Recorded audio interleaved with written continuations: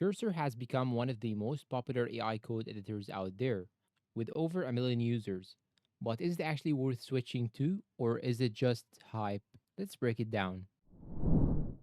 What it is. Cursor is a code editor built on top of VS Code, but with AI backed into everything, not bolted on like an extension. That means autocomplete, chat, multi file editing, and even autonomous agents are all part of the core experience.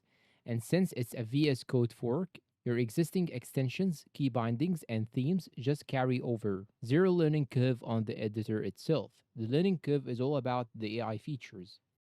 Key features. First, autocomplete. It's fast and it predicts multi line changes based on the whole or your whole project, not just the current live. Second, composer and agent mode. You can hand off a task like building a feature or fixing a bug, and the AI plans it, writes the code, tests it, and fixes errors on its own. Third, background agents. You can literally run multiple agents on different tasks at the same time while you focus on something harder yourself. Fourth, model flexibility. You are not locked into one AI provider. You can pick Cloudy for reasoning, heavy work, GPT for quick generation, or Gemini for fast iteration, all in the same editor. Pricing. There is a free Hoppy tier with limited completions. Pro is $20 a month with some premium features or some premium requests. Then there is Pro Plus at $60 and Ultra at $200 for heavy users who burn through credits fast. Teams start at $40 per user. Quick hit ups. Pricing shifted to a usage based credit system, which some users found confusing. So do not be surprised if your plan runs out faster than expected during a big coding session. Pros. The biggest win is code that actually fits your code base. Right patterns, right structure, not generic boilerplate you have to rewrite.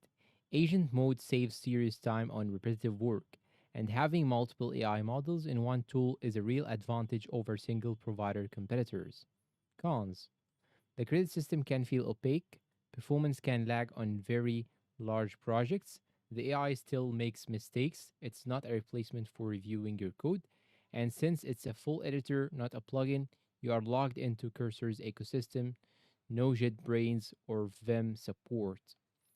Verdict. If you code regularly and work on real projects, the free tier is enough to test it, and Pro is likely worth it fast. If you are a casual coder or already deep in another IDE, it might not be worth the switch. Try the free tier first and see if it earns its spot in your workflow. And that's all for today's video. If you find it helpful and useful, please consider like, subscribe to the channel, leave us a good comment, and share this video to your friends. Thanks for watching and goodbye.